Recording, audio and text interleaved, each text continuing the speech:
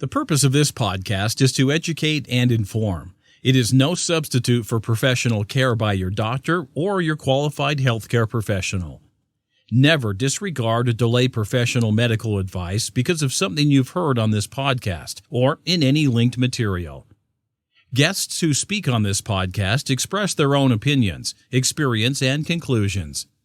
Dr. Shirley neither endorses nor opposes any particular opinion discussed on this podcast. The views expressed on this podcast have no relation to those of any academic, hospital, practice, institution, or other entity with which Dr. Shirley may be affiliated. Welcome to Forever Fab, the podcast on fashion, the art of living, and all things beauty. This podcast is curated by Dr. Shirley Madhere, MD, as the definitive source of holistic wellness through beauty.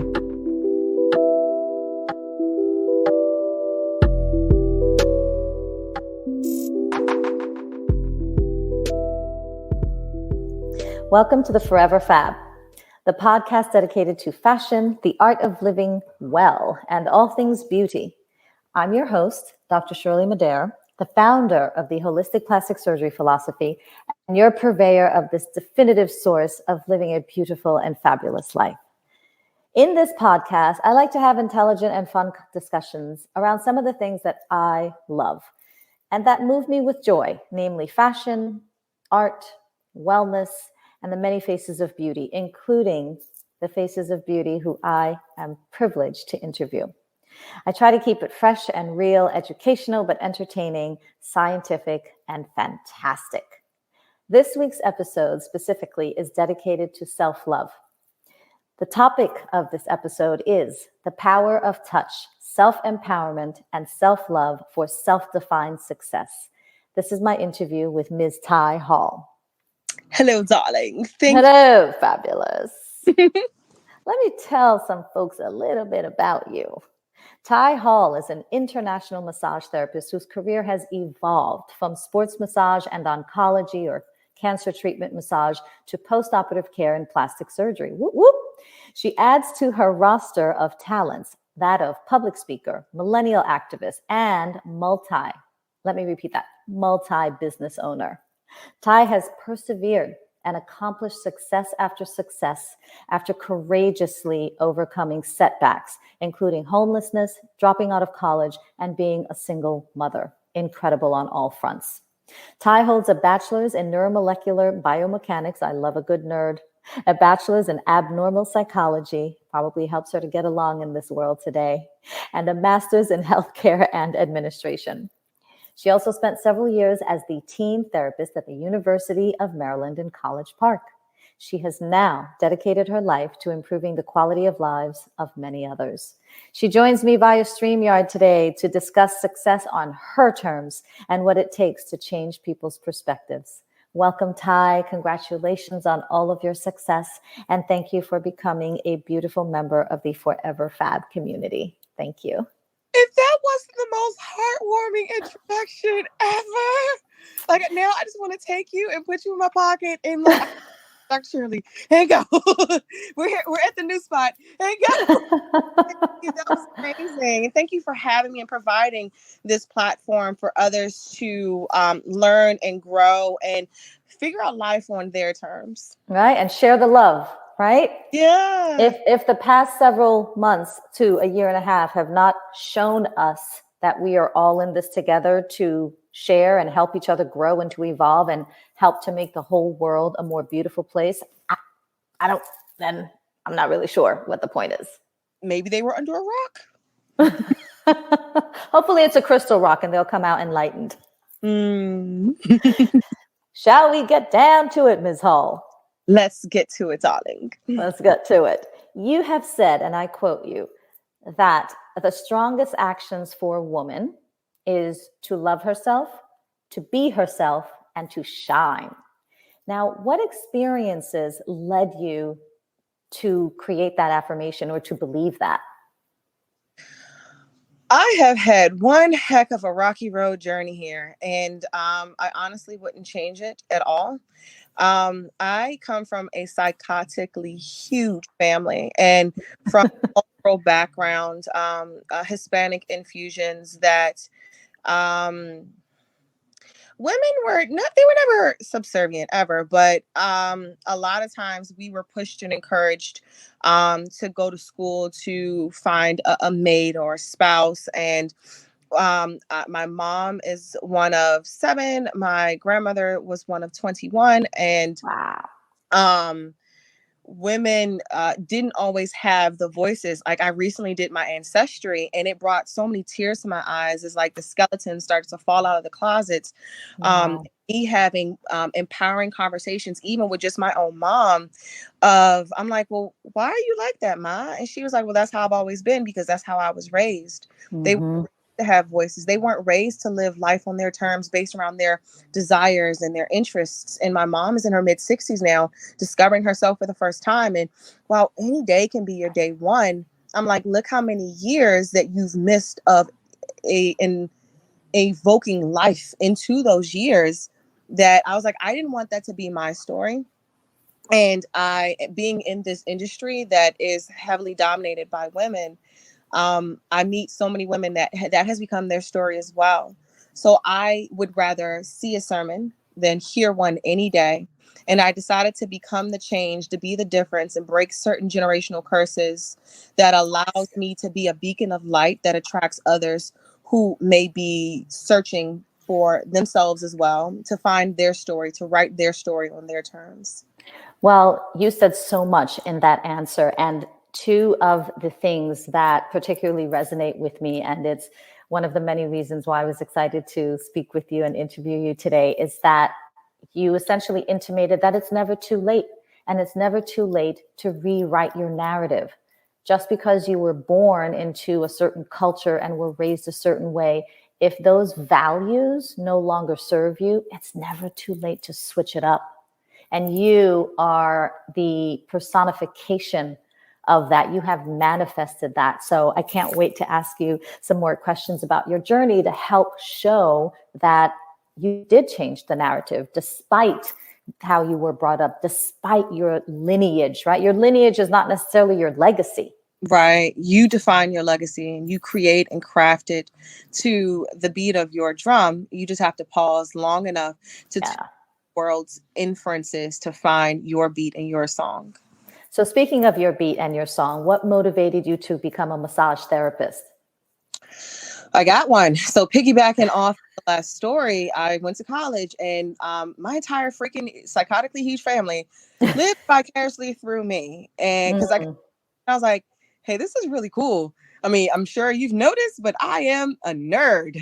And I love a nerd. I love learning and growing and evolving and leveling up and finding out new information, exploring cultures. So they were like, well, I mean, if you're going to stay there, then you should be a doctor, and you need to be a lawyer, and you need to be a lawyer. College is not for everybody. Right. That's right. Sometimes we may speak death into our children because we'll tell them that it is their job to go to school, to get good grades, to get a good job. You are indirectly, subconsciously telling your children that they need to work for somebody else. And and you want what's best for them, but what you think may be best for your child, and you want to protect them and keep them safe and love them, may not be what's truly best for that spirit and soul that you carried and nurtured, but they're their own individual. Our children do not come into this world empty. They do have their own aspirations that I think a lot of times society may try to demean by compartmentalizing them and putting them in boxes that they want to be in. And I didn't know it at the time, but I've always kind of had a problem with authority. I don't like being told. So fixing that with I was too immature at the time to acknowledge that the only thing I wanted was to be happy. I didn't know what it looked like. And so I would go towards the things that my family was pushing me towards because that's what will make me money. I actually don't care about money. I could care less. I know I need it to pay my bills because I can't pay it with hugs and kisses yet. I'm working on it. Let us know. Right. So I got into college and I changed my major 8 different times, like changed, declared, changed again. I dropped out 3 times. I amassed more than a semester's worth of tuition and parking tickets because I was always late to class. It took me 6.5 years to finish. And when I was there, I was going to be an anesthesiologist and got into med school. Congrats. Thank you. Discovered I hated it. Congrats. I was like, this isn't for me. Yeah. I freaked out, and my parents are like, Iha, you are almost done. Please don't do this to us. They're like, you know what? You should just relax. Here, go get a massage. And I'm like, okay. And Wow. I like, oh, this is amazing. And it just spoke to me. And I was like, this is what I want to do with my life. And he was like, you have got to be kidding me. I was like, no. It was just, I just knew that people will, I knew that I wanted to help people. I just didn't know in what manner that would be done. And while massage is the conduit, that actually hasn't changed. I have stayed committed to wanting to always be able to help people. And then massage is the avenue that I have been able to accomplish that. And I continue to evolve within the industry to level up and continue to help people and change lives, with also changing my life first. I can't pour from an empty cup, and I've been able to level up my practice by leaps and bounds by staying focused and committed to what the overall original goal was, which was never money. It was to be able to make a difference in people's lives. And the cool thing is that when you do what you enjoy and you do what you love, the money comes. That was fantastic. That really was a wonderful story about how things came full circle for you, and something that your parents wanted to just help you with and treat you to became your life's work. Thank you for sharing that. And particularly about massage now, let's dive a little bit deeper into that kind of work, other than the physical, right? Other than relaxation, de-stressing. What would you say are the particular benefits of massage on spiritual health and mental health? Mental health, we indirectly wind up becoming a lot of our clients' therapists, but it's a safe space, when clients would come into my room and we would close the door, I don't care who you were on the other side of that door, but in here, you just get to be, with a period, and that's a full sentence, just be. You get to be yourself as you are, how you are. There's been times where I stepped out and I came back in, the clients then got real comfortable and they took their wigs off, wigs sitting in the chair, got their jewelry off. And to the rest of the world, they can be this big star. But to me, within that small, safe space, they could be whoever, however, whatever beautiful mess that they needed to be in that moment. I gave them peace and comfort to be themselves, to let go, to have somatic emotional releases and breakdown, to let it flow. And if they chose to pick up that baggage on the way back out, they can, but usually they don't. It was a massage room with your provider and your therapist became a sanctuary where they could unload and then refill all at the same time, where the benefits of massage supersede the initial, because there's a power in touch, that tactile, that proprioception. It has a hormonal response. Absolutely. And that you're not by yourself anymore. You're not alone. That you can tell somebody about your problem, be it physical or physiological, and that your voice matters, that you matter. Having that positive encouragement and reinforcement that there is space for you in this crazy, chaotic, beautiful world. And that connection and that rapport, sometimes people just needed that little bit to get them from one day to the next. If everybody's life is a story with pages turned, sometimes we need a little help turning to get to that next page. And that is indeed beautiful. The power of touch is absolutely underrated and unfortunately over adulterated, but when used appropriately and for health benefits and spiritual benefits and all the other benefits for wellness and well-being, it is absolutely powerful. What would you say is I'm sorry, go ahead. I wanted to touch on something real quick, and as far as within the spiritual realm, or when it comes to westernized medicine, we're not trained to acknowledge the flow and exchange of energy, and massage encourages that, where just like you have veins and arteries that carries blood to and from through the heart and through vessels, capillaries, down to your pinky toe and your eyelids. You have energy channels, chakras, meridians, and sensibs that carries those energies as well. And so that is the energetic spiritual side that is also tapped into and recalibrating through the power of touch and massage. Absolutely. And you know what? It all comes together so beautifully. And if you know either yourself how to integrate that, or if you know someone who can help you to integrate that, it is transformative. Wouldn't you agree? Absolutely. Yeah.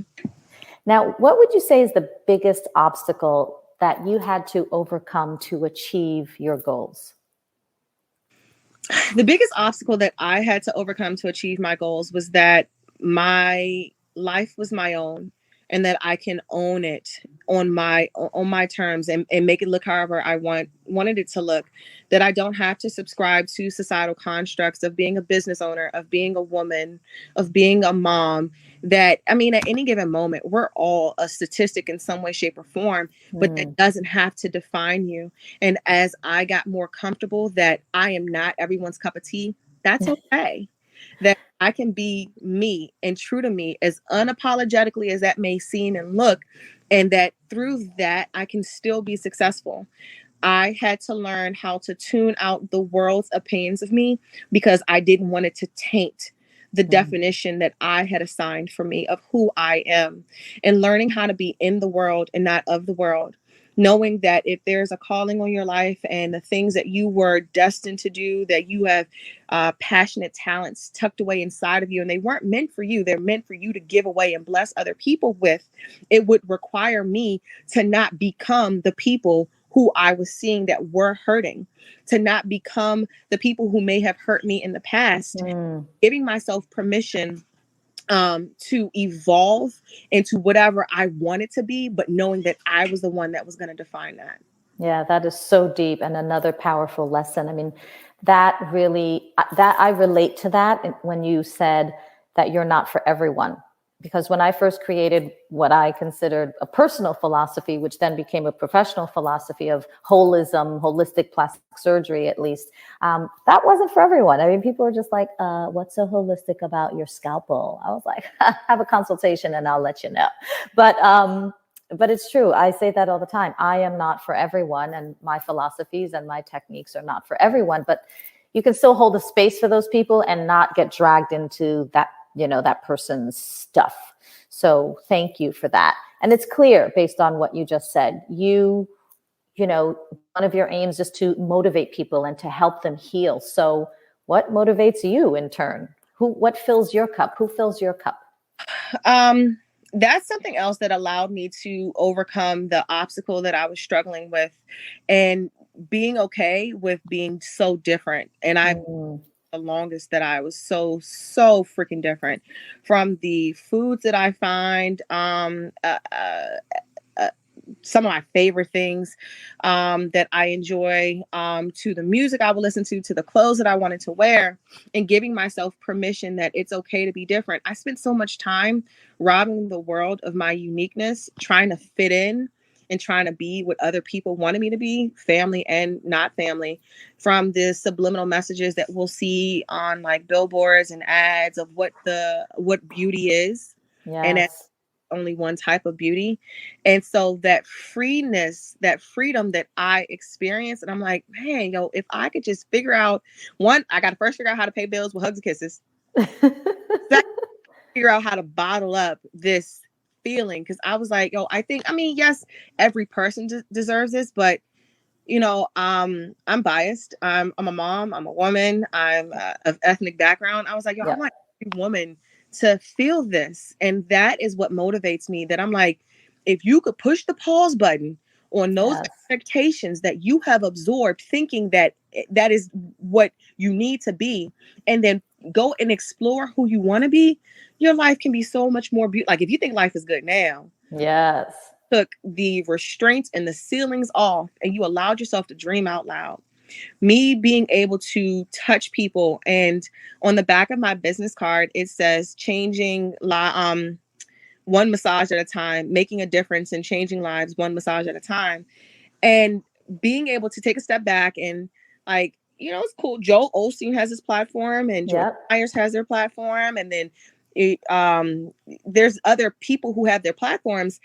That doesn't mean that that has to be my platform. Some people dance, some people sing. This is my healing ministry. And Yes. that I can make a difference one person at a time. And if I am able to touch someone and give them some peace, some encouraging words, something that'll help them sustain to get that to that one page turn to the next in the storybook that is their life, that's what motivates me. Like, all right, who can I help? Who can I bring some type of joy and freeness to? Well, one of the things that motivates me actually reminds me that we have yet something else in common. And that is that I like to believe that I am making a difference in the world by helping to make the world a more beautiful place, one person at a time. So when I was thinking about my practice and what motivated me and all that, help to empower me to empower others, helping to make the world a more beautiful place, inside and out, one person at a time. So that what you just said resonates with me. Thank you so much. So based on that and everything that you've accomplished so far, and I know you have so much more yet to do, what would you say is the achievement that you are most proud of right now? Just one. Let me pick one at the top somewhere. I just turned 36. Congratulations. Thank Happy birthday. Thank you. And I retired in December at the age of 35. Wow. From okay. That is my greatest professional accomplishment. Wow. Congratulations. Now, I have a feeling that you retired in quotes. So maybe you're not doing one thing, but I see you, Ty, and you're doing other things. So what's next for you?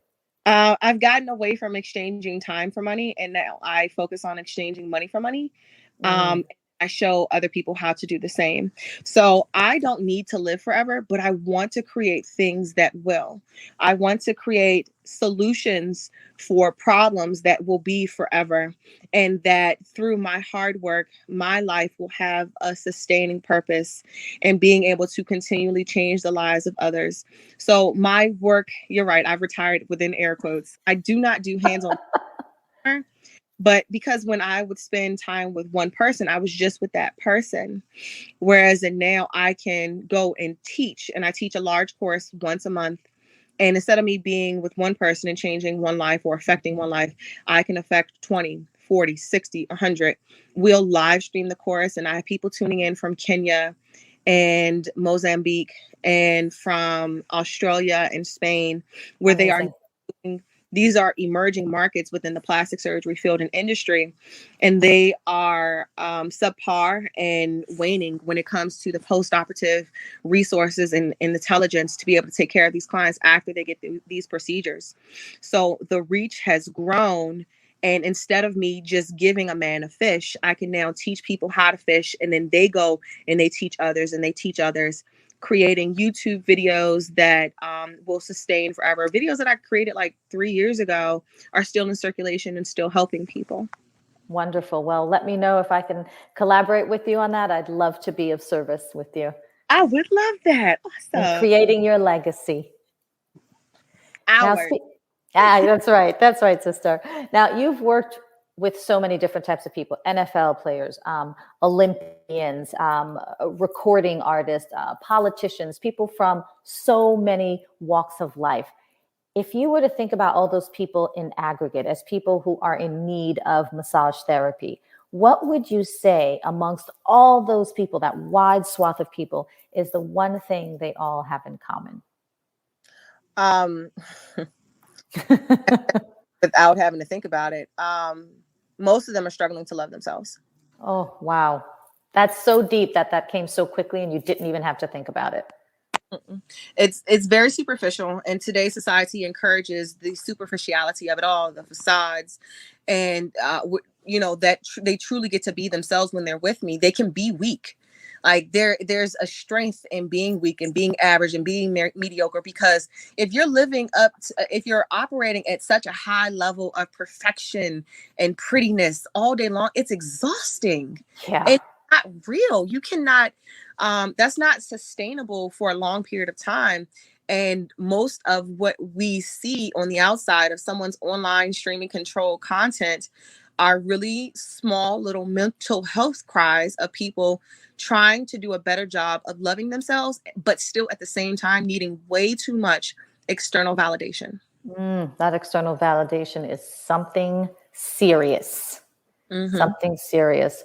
Well, thank you for that, because I think that is super relevant. I think that is something that is not well understood, and I don't think it's acknowledged, even though it's right underneath the surface. And I think Right. it's insidious. It may not come out immediately, but I do think it has an impact, a significant impact, and at some point it will either implode or explode for some people, not everybody. Now, And then become so good at being toxic, they can become functional with it, and it just becomes. It's serious. I have often said, and I just believe this, that sometimes adversity helps to shape you and mold you and to prepare you for greatness. Now, that isn't obviously true across the board, but I tend to believe that there has to be a reason for choosing suffering, right? And going through adversity in life. You have been through a lot. Mm-hmm. How would you describe your greatest adversity? For example, going from homelessness to now successful serial entrepreneur. What sustained you? How did you do it? What did you believe in? What did you tell yourself to be able to make that happen? Now, I am a Christian, so I do fall back on my Christian values as moments of empowerment. But at my platform, and while this is my ministry, I have other people that are within my platform and other people that I work on that we don't have the same faith. But outside of, I think, Satanism and atheism, when you look at forms of, I don't want to say religion, let's say spirituality, we all have very similar values. And I allow that it's easy to be a Christian until you have to be a Christian. It's easy to be, saved or good or more morally grounded until you got to actually do it. And so I took those morals and those values that have been infused, or I've been infused with since I was young, and I allowed myself to lean on them to propel me from one situation to the next. The definition of success is going from failure to failure without the loss of enthusiasm. And I pause and I look back and I'm like, yo, I have no idea what's going on. And I was honest and raw, and I would cry and I would scream instead of holding it in. And sometimes I would yell at God and I would ask for help. I would be very honest with what I was feeling and what I needed. And I allowed myself to sink into the values that have gotten me this far, and knowing that there's something greater than me, bigger than me. And I'm like, yo, you got a real bomb track record. So I'm going to keep rocking with you. Even though I have no idea what's going on and it doesn't feel good and I don't like it. Right. But the important thing was that I looked for the lesson always. Yeah. I believe that your pain should have purpose. And if you go through something, allow yourself to capitalize off of it. And there's a lot of things that I survived that I'll now be able to speak to somebody from an informed, experienced standpoint. Like, would you ever play for a coach who's never actually played the game? Or would you feel more comfortable being coached and mentored by someone who has been in your shoes before and they know what you're going through and you can trust and lean on the information that they're giving you? That's where my purpose comes from, all of the painful experiences that helped to consecrate and mold me into the person I became. I like me. And out those things. Yeah, I could see why you like yourself and why so many people follow you. Thousands of people like you. So kudos. I'm one of them. Tell me about the challenges of being a single mother and how you overcame them while going back to school. Oh, man. Yeah, that's a separate podcast, isn't it? It is. Businesses, and a lot of times whatever happened in my personal life, I would allow it to transition to my professional life. And like, your kids are needy, man. Like, they always need something. Just like your business, they always need something. But it was really difficult because my son didn't come with a manual, No. and I am a socialite. I like to think that I'm a people person. I'm bubbly, I'm loud, I'm outgoing, I'm talkative. My son is not. Yeah. On top of being a single mom, on top of, juggling school and work and trying to build a business, I also had to learn this beautiful blessing that I was given and figure out how to love him on his terms and like what he needed. And it was difficult. Like, Yeah. I was like, hey, you want to go to a sports game? He was like, no. Like, he's into science and engineering, which is cool. We can nerd out together. Yeah. But then stuff he's interested in, I was like, I don't care about any of this stuff. So that added a whole nother layer to it was he and I against the world. And I was very honest with him. I was then, I am now. And there's times I would just pull up a chair and look at him like, hey, so listen, right?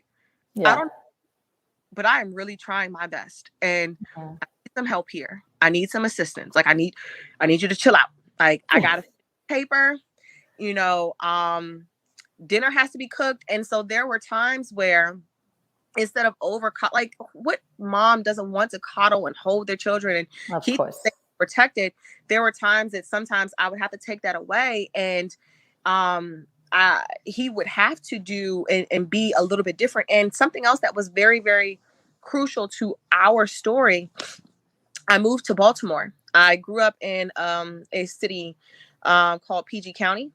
They're not anymore, but for the longest, PG County was the richest Black county in America. Oh, wow. I didn't know that. Now at the current moment, it is no, it's still the richest Black county. We used to have the most millionaires. Now it's Rhode Island. Oh. I come from a 2-parent household. I was raised, air quotes, right, if there is such a thing. My parents were married. But when I started looking into purchasing property and, after we worked our way back up, we lived in the hood, and I was like, I got to get us out the hood. We moved to Baltimore, and Baltimore is one of those few places where the socioeconomic disparity is visible immediately. Yes, I have been. On this side of the street, you have $1 million houses, and on this side of the street, you have the projects. And I was like, who did this? And so I had to raise him differently just for survival because of where we were. Like, you don't have the privilege of being unaware. Like, you need to pay attention to the surrounding at all times because of where we are. So that was infused into how I raised him, because I'm like, I can't do for you all day long, all day, every day. And then you go to school and there's no school buses in Baltimore. You ride public transportation. Wow. You got 5 on the bus. So I was like, you have to be on the same level as the people around you for you to be able to survive in this environment. And so that added another layer to I didn't have time to break down, be mommy, be daddy. It was, hey, this is what we need to do for us to make it through and get to tomorrow. You game, you got to eat. I got to finish this paper. Go over there, turn on the stove. Don't let it burn your eyebrows off. But if you do, I'm a parent. They'll grow back, and I bet you won't do it again. It was trial and error, and me had not being able to coddle him the way that a mom probably would, but it was for both of our own survivals. Yeah. And figured it out. Yep. And it sounds as if you did an amazing job. I'm sure he's an outstanding young man. He is. He's pretty freaking dope. I look back. I recently got engaged. Oh my gosh. Okay. We are going to have to, in real time, get together and celebrate this, because you have so much going on, so many beautiful things happening in your life right now. Congratulations again for like the 3rd or 4th time that I said it. I survived like a really tough, and during that time frame of figuring out how to raise a kid who's stark different than me, I was in a really toxic relationship, and life was crazy. And so getting out of that, loving myself, working on my healing, I met an amazing man, and he is substantially younger than, not substantially, he's like 5-6 years younger than me. And he don't have kids. And so I was like, we're going to do this again, huh? And so stories that they don't all turn out like that. I was like, can I just get like 2-3 more of my son? He's such an amazing, amazing person. Being a child. And it's not saying that because he's mine. He's just really freaking dope. That's awesome. We love dope kids. Now, you switching, topics just a little bit. You help patients to recover from surgery, from plastic surgery. Was there something specific about plastic surgery that attracted you to that field? Meaning, why did you choose it? And were there specific techniques that you felt you needed to apply to plastic surgery patients that were different from other types of patients in terms of recovery and healing? Absolutely, because I still work on people who would have medical surgeries instead of the elective-based ones. Tapping back into what we said before, and I wish that it was, and I appreciate and love platforms like this because it does allow us to have honest, raw, transparent, needed conversations. Absolutely. And like it goes so unchecked, and people with body dysmorphia Yeah. or unresolved childhood traumas, and they're trying to chase that love and happiness through surgery. That attracted me a lot to it. But then also, man, I just love the gore. I love the body change. I loved learning about the science that's infused into it, the way that the body heals, the fluid, and the transformation on a cellular level. Like I was nerding out on a whole nother level when I discovered this industry. I was like, what? Yeah, it's so fabulous, isn't it? Thing? Yeah. I was like, I gotta know more. I want more. I gotta have more. Yeah. No, I definitely share that with you. And I love to nerd out. I think that the human body is an absolutely phenomenal entity, machine, universe into all of its. I know we can totally. I wish I had known you in my earlier podcast when I was totally nerding out and just like lecturing people. And everybody was just like, oh my God, that's so boring. Stop lecturing me. But you and I would have vibed on it. All day. I'm like, oh my God. I just, what's one? Buccal fat removal. Yeah. Oh, I was like, yeah. yo, there's a whole little fat pocket inside the cheek, and just seeing it and sitting it on surgeries made my day. But it's true what you say about coming at it the right way psychologically and mentally. I advise my patients when I'm doing consultations that really the transformation that can occur with cosmetic plastic surgery, reconstructive plastic surgery, with any kind of plastic surgery, the transformation that can occur and that one is seeking, ideally, at least when it comes to the elective cases, should be coming from a place of self-love as opposed to a place of deficit, like, oh, I'm not good enough, or this is not pretty, or I'm not pretty, I'm not beautiful. Change it. But if you can do it from a place of self-love, then I think it's more empowering. And I know that kind of feeling and mindset reverberates back to the hormones and the chemicals and all the things that are circulating in our bodies to help us heal, which is why it's important to be able to heal from the inside out. So let me ask you a part two of that question. Are there specific techniques that you use particularly with plastic surgery patients? Because maybe if someone is recovering from a knee replacement, you may not use the same techniques for healing and recovery that you would with somebody who, for example, had a facelift. So Tell me a little bit about your techniques for plastic surgery. First thing that I do when I get a new client, and that I also instruct my providers to do, is you figure out where their expectations are, you figure out where they are mentally, and then you bring them down to where you want them to be and help to recalibrate them. Through this entire process, everybody becomes conditioned. One of my favorite medical theories is Ivan Pavlov's theory of conditioning, that after you spent so much time being introduced to a stimuli, it will produce the same outcome each time, even if the initial onset that started that stimuli isn't there. Right. And so people will mull over and continue to obsess over all of the things that they cannot wait for their doctor to change about them. The thing that they don't like, they obsess over it. And I'm like, all right, cool. So what we're going to do now, your first is, I need you to find 3 things that you love about yourself, that you are just absolutely enamored with. And I was like, pick a day and I'll assign them whatever day is their day. And I was like, but now here's the thing. We're going to do this for the next 4 weeks. Here's this deconditioning exercise, is that every Monday you have to find a different 3 things. And that will start the process of deconditioning from seeing everything that you don't like about yourself to acknowledging the things that you do like about yourself. I don't care what you do, techniques, surgeries, whatever. Your mind dictates your matter, and what's going on here and here will emanate outside. So we start with that.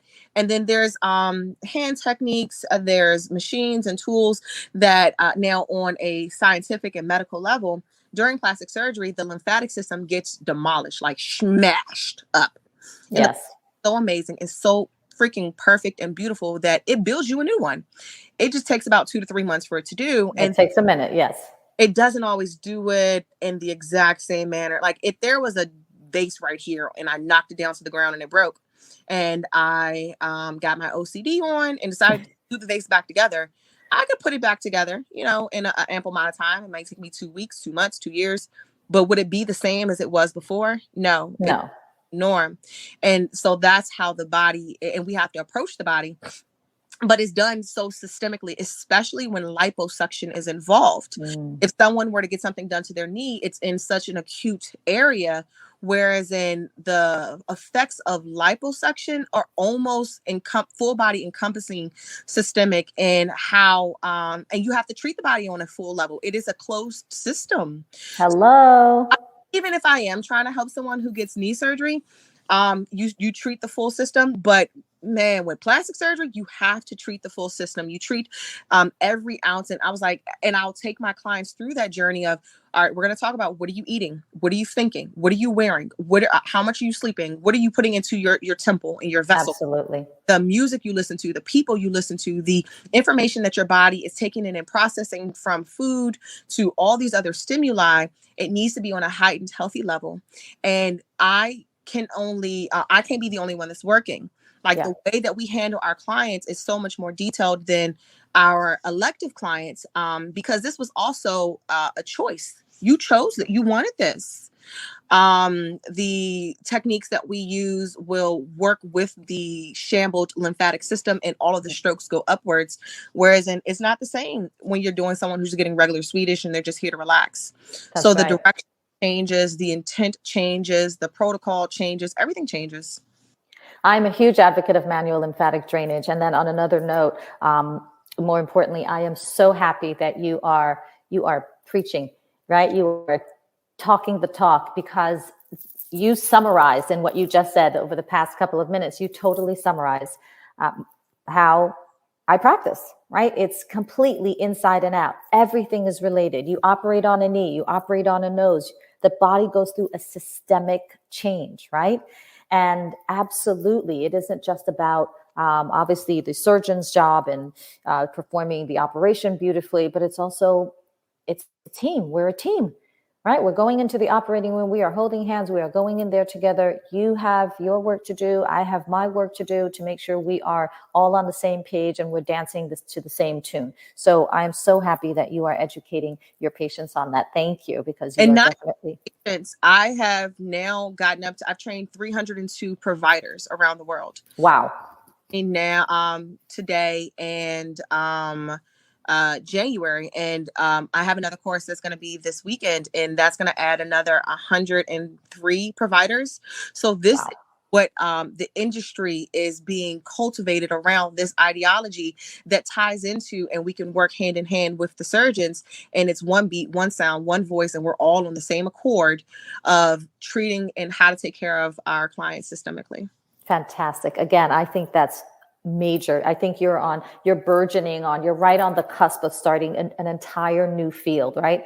Post-operative therapist, or post-operative, wellness coach or health coach, whatever the case may be. So kudos to you. And again, if I may be of assistance, you let me know. I'd be happy. I'd be delighted. I'd be honored. Thank you. So speaking of therapy, which I think many of us need after what we've gone through the past year and a half and what's ongoing, has the pandemic added to or changed your perspective on health and well-being, and how we may have to do things differently moving forward? Well, it gave some insight that clearly adults do the best job at adulting. And I was like, wait, hold on. Are we really stopping the country to have a State of the Union address to remind adults and educate them on how to clean their bodies? That's what we're doing right now? Mm-hmm. Got it. Okay, cool. It happened. Yes, it happened. When it comes to health, I I wish that it didn't come at such a high, expensive cost, but it is bringing back attention to that every action has an equal and opposite reaction. I remember when the pandemic first started and we saw pictures of LA and what LA looks like a gloss over of it. Like, I think it was like a drone shot. And then 3 months after the pandemic, they took another picture of LA. Yeah. So clean, no smog, no pollution. I think I saw that photo. Yeah. It took my breath away, and like, wow, it gave me chills. Like, wow. And if this is what we're doing to the world, what are we doing to our own bodies? Yeah. And me watching people go through the motions of really reconnecting with their temples. And I remember when COVID broke in the States, and originally it was only supposed to be 2 weeks, right? Air quotes. And everybody went and got their quarantine snacks for the 2 weeks. And then 2 weeks later, we're like, we're still here, huh? Yeah. Got it. But by that, once the quarantine was actually lifted and people are looking like, wow, I gained like 15 pounds. Yes. Mm-hmm. When you eat and then don't move. That's what happens when you have become conditioned to putting toxic stuff inside your bodies and GMOs, and you don't know how to read labels. You don't know that food is no longer food. Food is fuel. And when you have low quality fuel, you're going to get low quality results, and that your body is a machine and it responds accordingly to what you put into it. So it's been refreshing. It's been humbling. It's been inspiring, and wanting to find other ways to connect with people and help them as they are awakened to their new healthy journeys.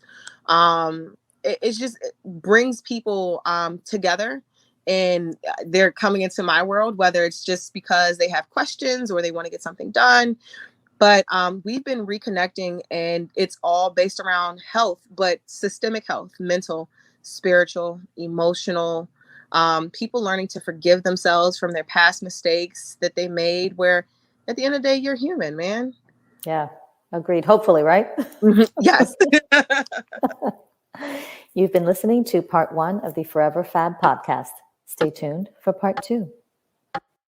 You've just listened to part 1 of Forever Fab podcast. Please stay tuned for part 2, coming up next.